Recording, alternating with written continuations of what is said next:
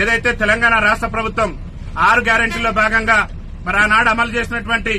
ఆర్టీసీలో మహిళలకు ఉచిత ప్రయాణం ఏదైతే ఉందో ఆ ఉచిత ప్రయాణం కారణంగా ఈ తెలంగాణ రాష్ట్రంలో ఉన్నటువంటి 30 లక్షల మంది వికలాంగులు ఆర్టీసీ బస్ ఎక్కాలంటేనే భయపడేటటువంటి పరిస్థితి ఈ రోజు దాపరించింది. ఇవాళ మహిళలు వచ్చి మాకు వికలాంగులకు ఉన్నటువంటి సీట్లలో కూడా ఆధిపత్యం చెలాయిస్తూ వికలాంగుల సీట్లలో కూడా వారు కూర్చోవడం వల్ల వికలాంగులు చాలా తీవ్రమైనటువంటి ఇబ్బందులు ఎదుర్కొనేటటువంటి పరిస్థితి ఉంది. కాబట్టి తెలంగాణ రాష్ట్ర ముఖ్యమంత్రి రేవంత్ రెడ్డి గారిని అదేవిధంగా తెలంగాణ రాష్ట్ర మంత్రి మరి పొన్నం ప్రభాకర్ గారు రవాణా శాఖ మంత్రికి ఉన్నారు కాబట్టి తక్షణమే బాధ్యత తీసుకుని వికలాంగులకు గతంలో ఉన్నటువంటి ఒక సీటుకు మరో 2 అదనపు సీట్లు కేటాయించి వికలాంగుల సీట్లలో వికలాంగులే కూర్చునే విధంగా రాష్ట్ర ప్రభుత్వం వెంటనే చర్యలు తీసుకోవాలని చెప్పేసి కూడా భారత వికలాంగుల హక్కుల పరిరక్షణ సమితి ఆధ్వర్యంలో ఈ రోజు వరంగల్ జిల్లా వర్ధనపేట ఆర్టీసీ బస్టాండ్ లో మేము చీరలు కట్టుకుని రాష్ట్ర ముఖ్యమంత్రి గారు కనువిప్పగలగాలి, వికలాంగుల పరిస్థితి ఆర్టీసీ బస్సులు ఎంత దయనీయంగా తయారైందనేది రాష్ట్ర ముఖ్యమంత్రి గారు కనువిప్పగలగాలని చెప్పేసి ఇలా చీరలు కట్టుకుని మా వికలాంగుల సమాజం ఇలా నిరసన వ్యక్తం చేస్తుంది. ఈ నిరసనతోనైనా రాష్ట్ర మంత్రి గారికి రాష్ట్ర ముఖ్యమంత్రి గారికి కనువిప్పగలిగి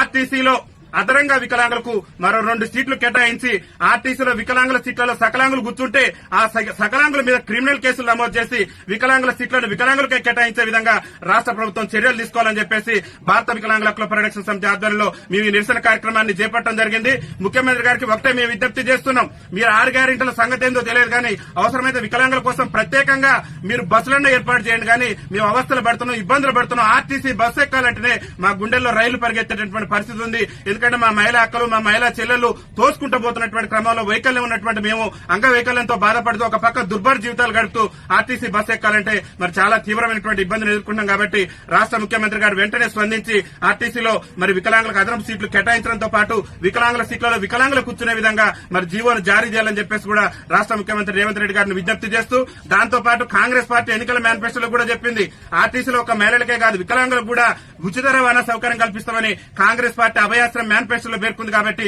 తక్షణమే ఆర్టీసీలో వికలాంగులకు 100% రాయితీతోని ఉచిత రవాణా సౌకర్యం కూడా కల్పించాలని చెప్పేసి కూడా భారత వికలాంగుల హక్కుల పరిరక్షణ సమితి తెలంగాణ రాష్ట్ర కమిటీ పక్షాన మేము విజ్ఞప్తి చేస్తూ ఈ రోజు ఈ నిరసన కార్యక్రమాన్ని చేపట్టడం జరిగిందని చెప్పేసి తెలియజేస్తూ వికలాంగుల ఐక్యత.